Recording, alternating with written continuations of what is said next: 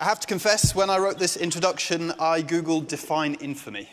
But if ever there was a psychedelic redemption story, this one tops the list. Alleged to have produced 90% of the world's LSD, Leonard Pickard spent 20 years in maximum security prisons, but has since served as a drug policy fellow at Harvard's Kennedy School of Government, research associate in neurobiology at Harvard Medical School, and deputy director of the Drug Policy Analysis Program at UCLA. Currently, he is a senior advisor and research affiliate in various institutions, not to mention a renowned public speaker on psychedelics and beyond. Join us with psychiatrist and author Dr. Julie Holland as we go inside the mind of the LSD King.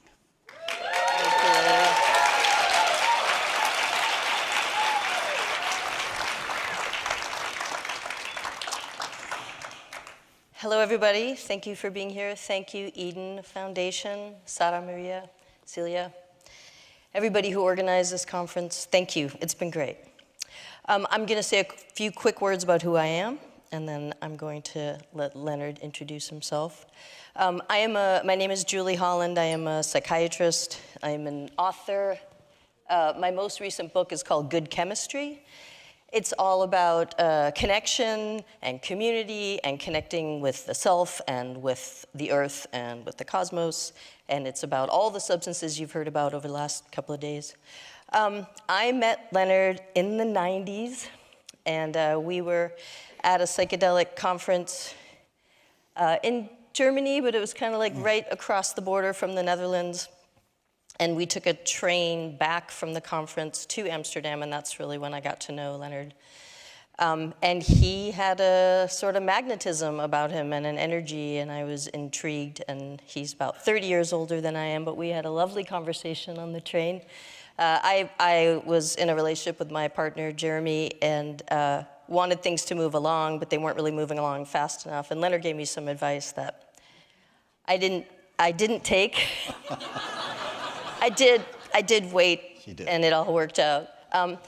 But anyway, I'm going to let Leonard introduce himself, and we are going to have a lovely conversation. Go ahead. Well, lovely to meet you. My goodness, all these bright faces. And I look at you, and I think of how gifted you are. And I think of how you are the future, not just of psychedelics, but all the psychedelics means in the world, the future of humanity, the beginning of history.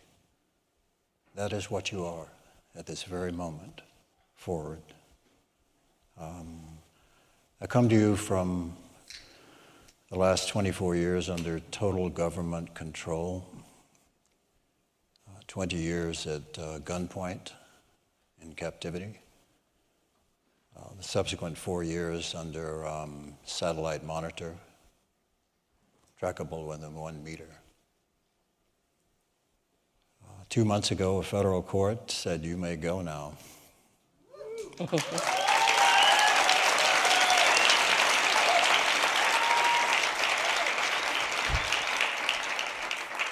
So I got a passport and came to see you.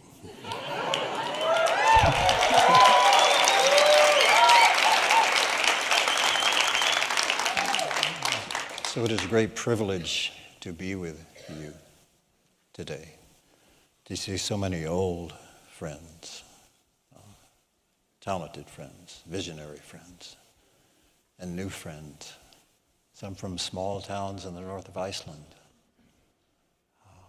It's a lovely, lovely moment. And just wanted to say thank you. Thank you.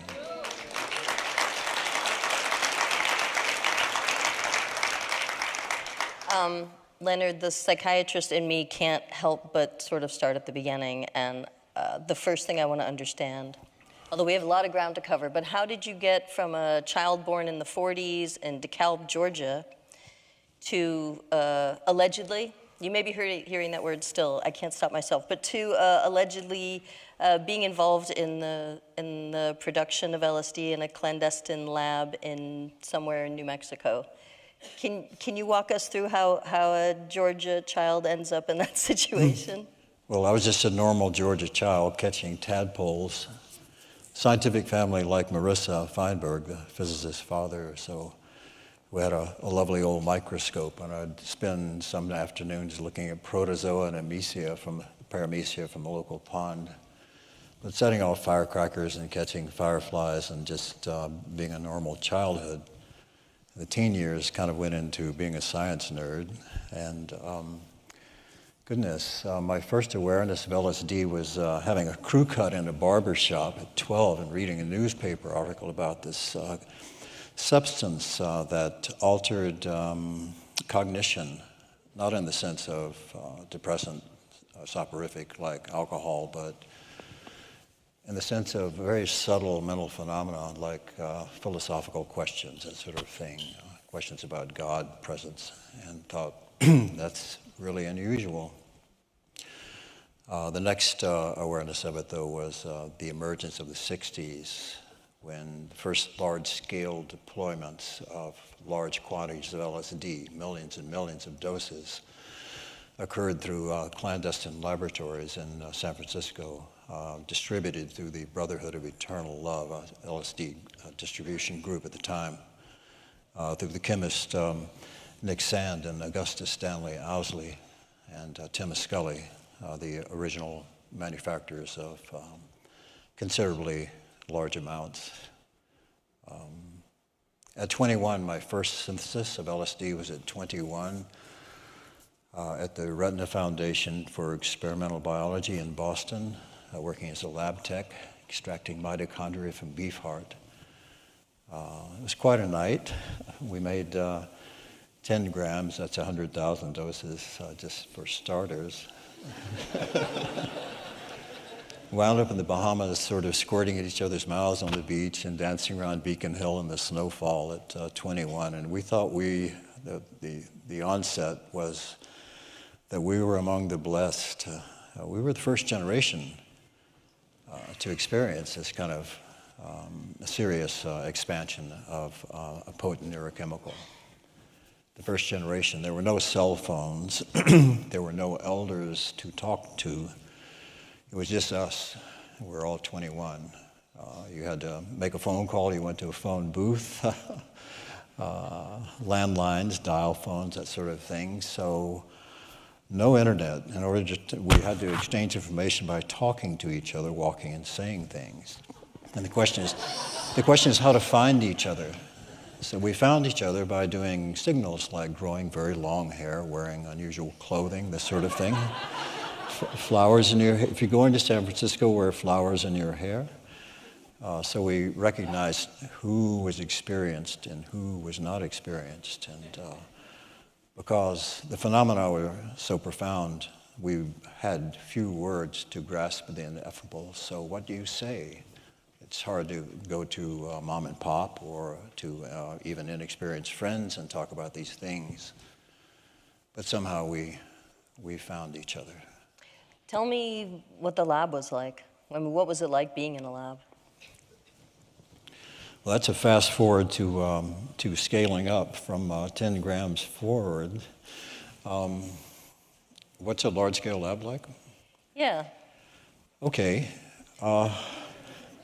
Usually I'm asking about prison. Everybody wants to know about prison. But since Julie's done it, since Julie's opened the door, let's walk through that. It's like stepping through a mirror and walking on the other side. A large-scale LSD laboratory, there have only been a handful historically. It's very demanding due to the exposure, the constant sub-threshold exposure to 30, 40 micrograms. It's absorbed through intraocular liquid or nasal cavities or skin contact. One wears full protective suits, this sort of thing, to minimize that. But the environment of the laboratories is very special. Typically, they're very remote. You can't do this in the city. Too many eyes, too many people, too many police, that sort of thing. So the larger laboratories are in remote settings in the mountains, 10 or 12, 4,000 meters in the snow, this sort of thing, or in the remote deserts, very isolated. It's not unusual that that laboratories, due to the, if you will, sacramental nature of the substance in many's eyes, and a sense of reverence in approaching the responsibility of doing that sort of thing. One can't do it any other way.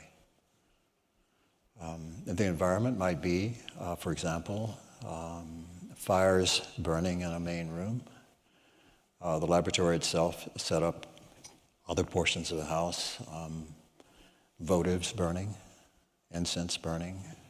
You might be working at 2 or 3 in the morning with Gregorian chant playing. All of this apparatus, floor-to-ceiling glassware, ladders to reach some of the higher glassware.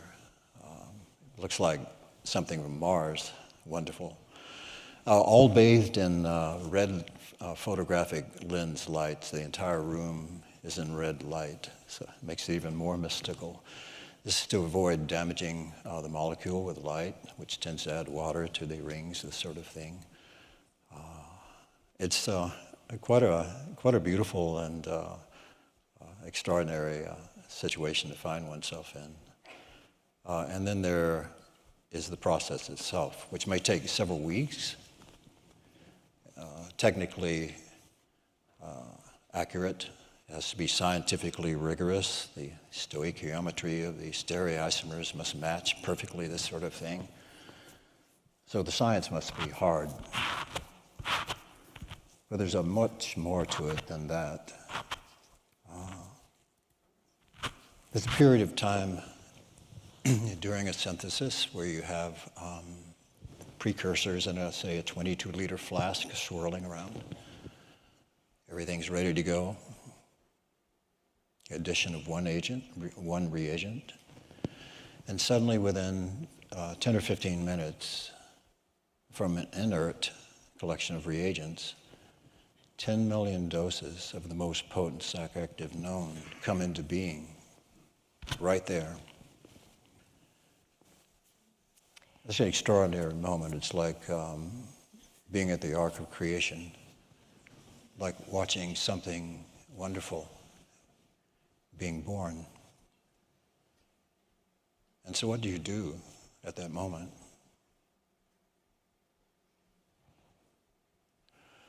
The underground chemists that I've talked to, Nikki Sand and Tim Scully and others, it's not uncommon that in one's religious tradition, one offers a prayer. If you want to know where it comes from, here's where it comes from. There's a prayer.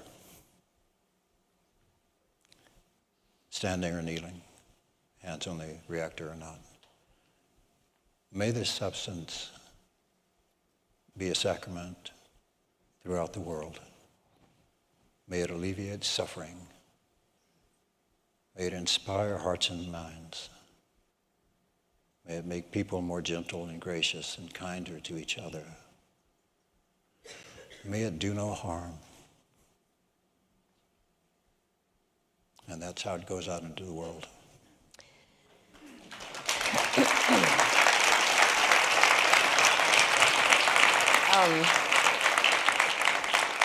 First of all, I feel sort of compelled to say thank you for your service.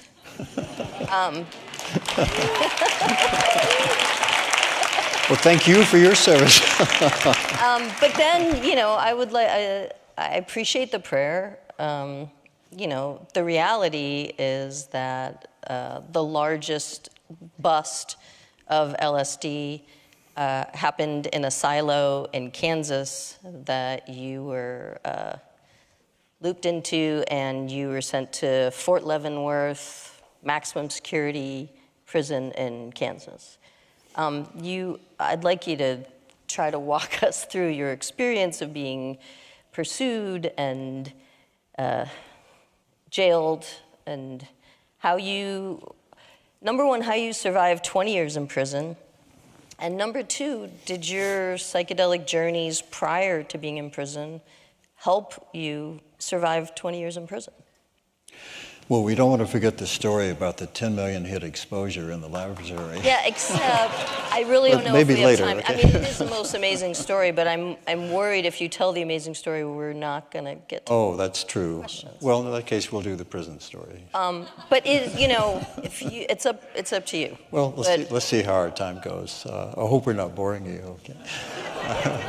So, yes, well, prison. Right, so the longest trial in Kansas history, 56 days, 1,000 exhibits, 80 witnesses. And then the government finished their prosecution, and we had 4 or 5 days to do the defense. And off we went to, in my case, my co-defendant received 30 years. He was just pardoned by Biden a few weeks ago. And I received 2 life sentences without the possibility of parole, which is a death sentence. You stay there till you fall down. So I can recall getting off the transfer bus, being flown around the country, and getting off the transfer bus in handcuffs, handcuffed to waist chain, and ankle cuffs with leg chains, and sort of shuffling. Well, I'll see if I can do this. Sort of shuffling like this, and going through a very large tunnel of razor wire into an ex-military prison with all sorts of gang members behind me, all chatted up, looking at this razor wire shuffling along and thinking, I'm in real trouble. The first day was a tiered thing, a characteristic 3-tier prison with the doors automatically slam, and oh my goodness, it was packed with people, mostly gangs. And there was a 25-year-old Mexican fellow that had some problems with one of the gangs, and a stabbing occurred the first day. About 11 men went after this kid, and I saw his bloody handprints just sliding down the wall, about a 3-meter streak like that. And that was day 1. The entire 20 years were spent in maximum security, the tightest possible physical control that could be imposed. It's quite an experience. Isolating to some degree, but also I think you ended up creating a small community there. I know you worked on your case a lot when you were there. Leonard and I met in the 90s. I ended up staying in touch with him while he was in prison, mostly email. It's funny, I was just cleaning out my Amazon address book, and I came across your prison address book, and I was very happy. I mean, your prison address, to delete that. It's done. It was a huge portion of your life. I wrote a letter on your behalf. Actually, I wrote a couple of letters on your behalf trying to get you out. And you did end up being sort of compassionately released around COVID. And if you can imagine going into prison in 2000 and coming out in 2020, and they dropped him off at a bus station with, I don't know, no money, some money, no. $200, a white T-shirt, a pair of jeans. You know, from 20 years thinking I would be dying there, to suddenly you may go. Driving on the road, seeing cars for the first time, and they all look like clamshells. They're all sort of identical. And we spend so much of many hours a day in these multi-ton machines driving around 50 miles to see a friend, where in prison, everyone's right there. It's like a little village, a violent village, of course. Yes. You need, go ahead. Yes. You know what I'm asking. Yeah. So they dropped me off in a bus station, and preface. In prison, there was only dirt and 30-foot walls, so one couldn't see the horizon. There were no flowers. There were no streams, no ocean, no trees, no grass, no dogs, no cats, and no mothers, no children. And suddenly I'm standing before this bush with a flower beautiful pink flower. I still recall it quite well. And looked at it for about 20 minutes. Acid-free, of course. Then walked into the bus station to call my family to pick me up from an all-night bus ride. Tell them I was free, but no phone booths.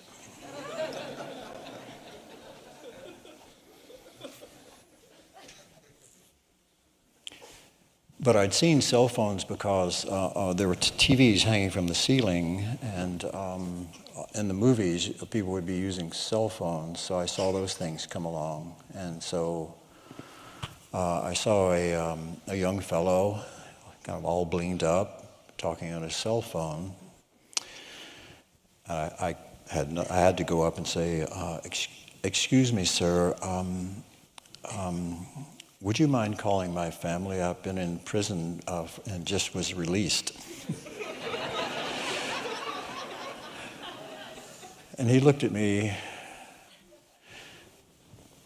sort of believed it, I think, and went, "Here, man, call him yourself." Thanks.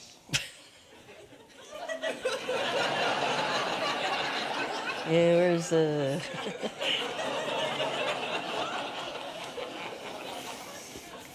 So it's just a whole new world when you come out. I said, "Hey, man, I've been away a really long time. Would you mind calling him?" So he did. That's how long it was. I imagine we could spend a lot of time talking about everything that's different, that you lost 20 years of our culture and what that was like for you. But I just want to talk about the fentanyl overdose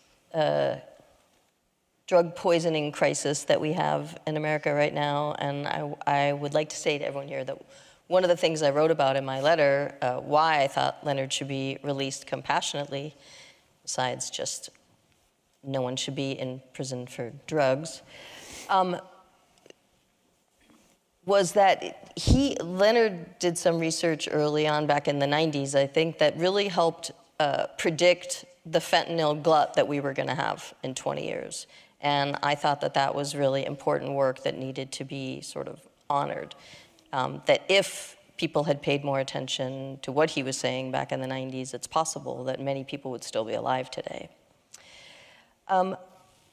You didn't quite answer my question about whether any psychedelic experiences helped or hindered in getting you through those 20 years. And then I would just like to talk about where you think we are now and where we're going. Well, for legal reasons, I can't speak about personal psychedelic experiences, having pled not guilty. Maybe, okay, so maybe just, I'm going to reframe. I'm going to reframe. Except the 10 million hidden dose. Do you want to tell your massive exposure story? Okay, we can do that. I'll try to do this quickly. It's one night in the laboratory, it's 3 in the morning, Gregorian chant, red light, the votives. The end of a 2-week batch, there was, oh my goodness, I was up a ladder someone was up a ladder at 3 in the morning and decanting 10 million doses from a 12-liter flask into a separatorial funnel, part of the purification process. My hand slipped. Smash. Drenched. I'd like to add that 10 million doses was in a substance called methylene chloride, which is relatively innocuous, but does penetrate skin instantly. Nothing will block it. So crash, drenched from head to foot, 6-foot drop on the floor into shards of a glass, and 10 million doses of LSD. Yeah, so I hope this explains some things to you. At any rate, I screamed, and I thought no human had ever been exposed to such a quantity. I thought it would die instantly, have seizures, that sort of thing. Couldn't call an ambulance because I might get life in prison. What to do? I jumped up going, please God, you know, I have a family and I wanted to live. And ran into the bathroom, stripped, scrub, soap, soap, soap. Meanwhile, angelic choirs are sort of taking off around the universe. And stumble naked in the front room. The lights, the fireplace, everything is billowing. The entire visual field is disintegrating. I'm putting on my jeans and work shirt and watching all this go down. And that was just the first 2 minutes. Stagger out onto the Portal, which is an open area in New Mexico, the adobe houses in the desert. I'm on 9 acres looking at open desert and a full moon. And I go, this is it, whatever's going to happen. And I just stood against the wall and slid down into a lotus position, back against the wall, and looked at the moonlight, tried to meditate, waited for whatever was going to go down. And what went down, I can't tell all of this story. You'll have to wait later for this next part. What went down was things got very, very quiet. Things got very silent, like something portentous was going to happen, something great and wonderful and mystical and spiritual and unspeakable was about to happen. Something that underlies our normal reality was emerging. You know, what rough beast comes this way? And I could see the ground as stones, as jewels. And I could see the plants as living forms, sentient, in contact with each other. I could see the starry night, the infinite galaxies. I could see the moonlight, the bathing in the silver rays of the moon. I could hear the night birds stirring in the distance. I could feel the fresh, cool desert wind across my face. I could feel the greatest blessing of being alive and human and walking on this earth, and the love, the limitless love that surrounds us always. I could feel all of that all at once. And so in a sense, nothing happened that night. There was a moment of realization that the natural mind, without any substance, is the greatest gift. What a terrible thing if the natural mind were not, if these experiences were only available through a substance. They must come from us. I realized that we already have what we seek: ultimate intelligence, ultimate compassion, ultimate grace, ultimate kindness. That's who we were 5, 6, 7, 8. That's who we are now. So I sat there the entire night and watched the full moon set and the sun rise. And about noon the next day, I bathed, lit the votives, and started the next batch.